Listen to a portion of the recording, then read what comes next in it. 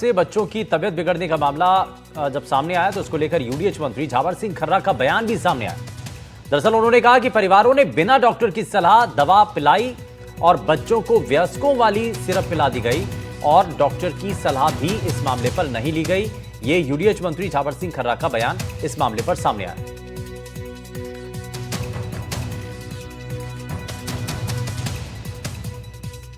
बिना डॉक्टर के प्रिस्क्रिप्शन के जो पूर्व में किसी वयस्क के लिए या परिवार के किसी सदस्य के लिए जो दवा ले जाई गई थी, वो दवा उन्होंने घर पे पिलाई। अब उसमें मूल बात ये निकल कर आ रही है कि जो वयस्क लोगों के लिए कप सिरप था, वो कप सिरप बच्चों को पिला दिया गया। उसमें दवा के कंटेंट कुछ ज़्यादा होने की वजह से उनमें कई प्रकार की दिक्कतें आई हैं। आज कल राज्य सरकार ने राज्य के ड्रग कंट्रोलर को उसकी लापरवाही के लिए निलंबित किया है और निलंबित करने के बाद इस दवा के वितरण पर रोक लगाई है। तो ये आपने सुना यूडीएच मंत्री का ये बयान और इस बयान को लेकर के कई सवाल भी हैं। हालांकि इससे पहले बीजेपी प्रदेश अध्यक्ष मदन राठौर ने इस मामले को लेकर के क्या कहा, जरा वो आपको सुनवाते हैं। कि कप सिरप कोई बीजेपी ने तो नहीं बनाया।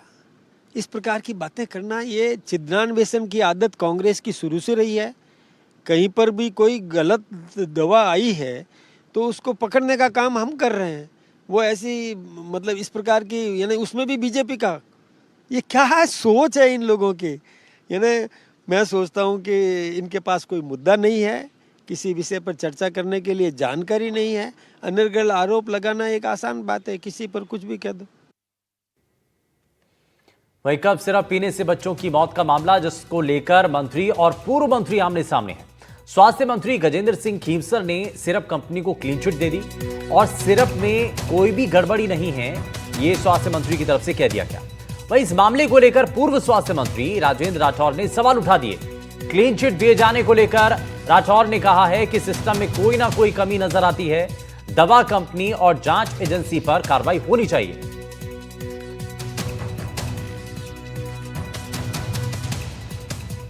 जो हमने ये दवाई जो है जिसके बारे में कह रहे हैं कि भाई इस दवाई की वजह से हुई है, हमने निष्पक्ष होकर इसकी पूरी जांच की। हमारे ड्रग कंट्रोलर ने और RMSCL जो दवाई खरीदती है, ये दोनों ने मिलकर इसकी 2 जांचें करी। इसके अंदर कोई ऐसी पदार्थ नहीं पाई गई जो जानलेवा हो सकती है। ये दोनों हुई थी। मेरे मन में ये पीड़ा रही, दवाई का बनना, दवाई का फैक्ट्री से निकलना, दवाई का विभिन्न एजेंसियों द्वारा सर्टिफिकेशन जारी करना और उसके बाद उस दवाई से इस प्रकार की मौत हो जाना और उसके बाद ये कहना कि दवाई मानक स्तर की थी। निश्चित तौर पर कहीं न कहीं सिस्टम में कोई न कोई कमी मुझे नज़र आती है। एक संवेदनशील सरकार के सामने एक ऐसे मुख्यमंत्री जो हर एक मामले के अंदर संज्ञान लेते हैं, मैंने एक नागरिक का कर्तव्य निभाया है। मैं महसूस करता हूं कि निश्चित तौर पर इस प्रकार की कमियों पर पर्दाफाश नहीं डालकर निश्चित तौर पर इस पर कार्रवाई होनी चाहिए। और मैं समझता हूं कि जिस भी एजेंसी ने, जिस भी लैब ने इस दवाई को मान्यता की बात कही और उससे पूर्व 1 महीने पहले इसी दवाई, इसी केस एंड फार्मा की दवाई में जब इंग्रेडिएंट्स शून्य पाए गए, उसमें इसको ब्लैक लिस्टेड कर दिया जाना चाहिए था। तो अब इसमें कई बच्चों की मौत हो चुकी है और बहुत सारे ऐसे बच्चे हैं जिनकी तबीयत खराब है और इसको लेकर के कई सवाल हैं। लेकिन एक स्टेटमेंट और लगातार एक मामले को लेकर के कई जब नेताओं के स्टेटमेंट सामने आए तो उसको लेकर के सवाल खड़े हो रहे हैं। अब जरा इसको बारीकी से समझते हैं। हमारे साथ हमारे सहयोगी शशि मोहन शर्मा हमारे साथ जुड़ गए हैं। शशि, जरा एक चीज ये बताइए, क्योंकि हम इस मामले को लेकर कई अभी तक बयान सुन चुके हैं। इसमें पहले क्लीन चिट दे दी जाती है, अब यूडीएच मंत्री झावर सिंह खर्रा का भी इस पे स्टेटमेंट सामने आया। उनका कहना यह है कि साहब, एक तो डॉक्टर से सलाह नहीं ली गई और दूसरा वयस्कों की दवा जो कि बच्चों को पिला दी गई। तो यानी कि फिर से ये मामला जो है ये डाल दिया गया कि पेरेंट्स को ध्यान रखना चाहिए था। दरअसल यूडीएच मंत्री अपनी बात कह रहे हैं, उनके क्षेत्र सीकर का भी मामला है। चिकित्सा मंत्री गजेंद्र सिंह खीलसर भी अपनी बात कह चुके हैं, जवाहर सिंह बेडम ने भी अपनी बात कही। लेकिन चिकित्सा मंत्री के अलावा यूडीएच मंत्री और जवाहर सिंह बेडम जो गृह राज्य मंत्री है, उनका तो बहुत महत्वपूर्ण विषय ही नहीं बना। लेकिन फिर भी जो चिकित्सा मंत्री और यूडीएच मंत्री कह रहे हैं वो वही कह रहे हैं जो अधिकारियों ने उन्हें जानकारी दी। ये बात सही है जो प्रेस्क्रिप्शन में आई है कि दवा नहीं लिखी गई डॉक्टर्स की तरफ, लेकिन डॉक्टर्स की तरफ से कब सिरप लिखा गया, अब कब सिरप की उपलब्धता कौन सी है आपके फार्मा स्टोर में, आपके फार्मासिस्ट उनको कौन सी दवा देते हैं, ये भी देखनी होगी। और ये बात भी सही है कि परिजनों के पास में डेक्स्ट्रामेथोर्फिन मिली है, ना तो वो आसमान से टपकी है और ना उन्होंने जमीन खोद करके निकाली अपने पास से। ऐसे में जिस फार्मा स्टोर से उनको दवा दी गई है, जिस फार्मासिस्ट ने दवा दी है, क्या उनसे सवाल नहीं किया जाना चाहिए कि अगर डॉक्टर ने कफ सिरप लिखा है तो कफ सिरप आपको पूछ कर देना चाहिए कि कौन सा कफ सिरप देना है। और अगर एडल्ट जो लोगों को, जो वयस्क लोग हैं या जो किशोर अवस्था के लोग हैं, उनकी दवा बच्चों को दी जा रही है तो क्या उसकी मात्रा कम नहीं होनी चाहिए थी? अगर एडल्ट को और किशोरों को जो दवा 5 ml दी जाती है तो क्या वो 1.5 ml या 2 ml नहीं होनी चाहिए थी? सवाल ये भी है कि अगर 2 ml में भी नुकसान है तो उससे भी कम दीजिए, या अगर नुकसान की आशंका है तो मत दीजिए बच्चों को दवा, कोई दूसरा विकल्प देखिए, दूसरी दवा देखिए।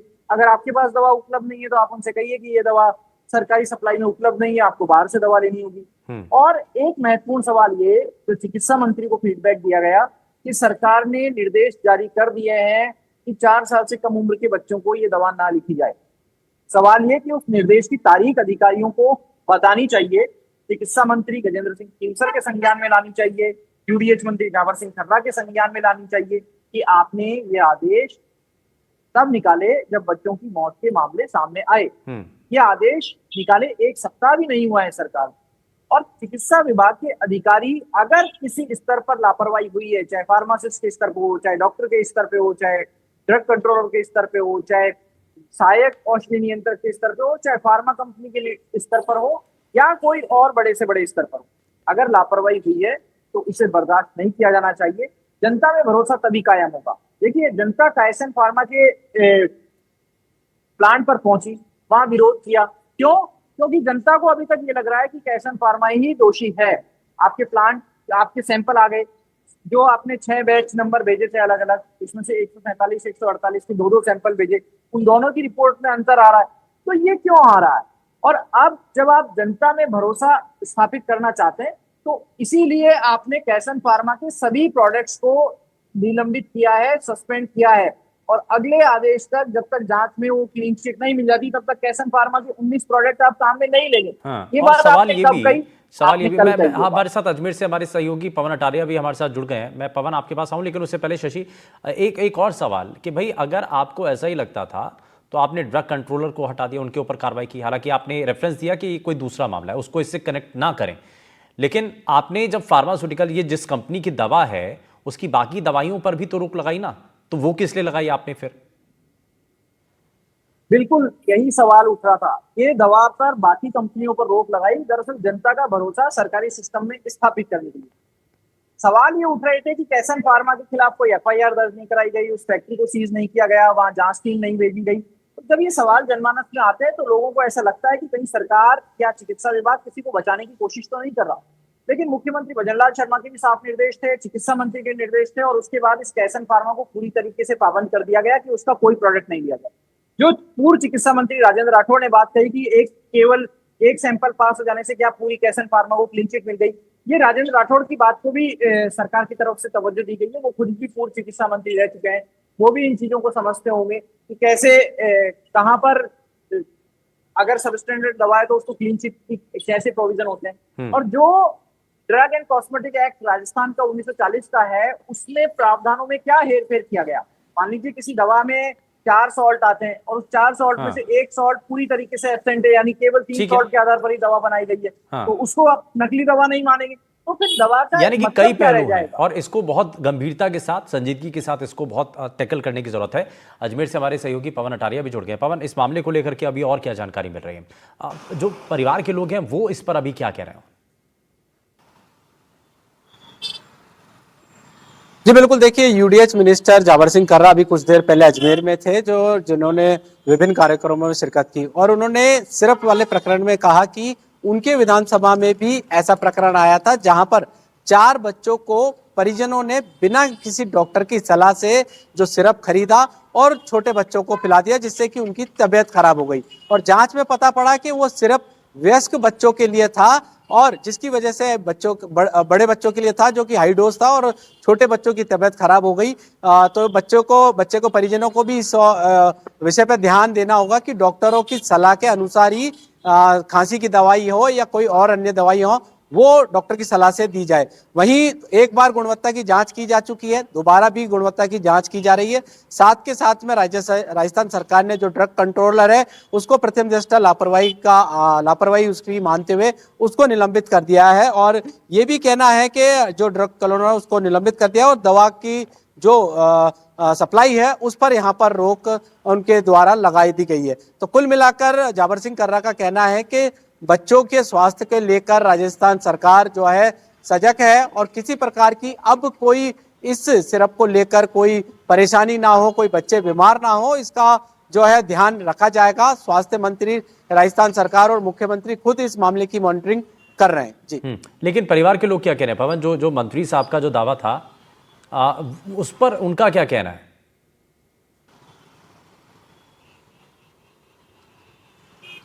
जी देखिए, जो जाबर सिंह कर्रा मंत्री हैं उनके विधानसभा क्षेत्र का उन्होंने प्रकरण बताया है। तो उनके जो बच्चों की तबीयत खराब हुई, उनके परिजनों का ये कहना है कि हमने तो डायरेक्ट जो है ये सिरप खरीद लिया था, जिसकी वजह से ये बच्चों की तबीयत खराब हुई है। हालांकि इस पर भी जांच की जा रही है कि इस पर जांच की जा रही है, लेकिन बड़ा गंभीर सवाल है और इन दोनों पहलुओं को हमने छुआ। बहुत शुक्रिया शशि मोहन और पवन इस पर जानकारी देने के लिए। लेकिन सरकार और संगठन में क्यों आखिर ऐसा हो रहा है, मतभेद की स्थिति क्यों आ रही है? क्योंकि मंत्री मौजूदा वक्त में कुछ और स्टेटमेंट देते हैं, क्लीन चिट दे देते हैं और वहीं पूर्व मंत्री सवाल उठा देते हैं।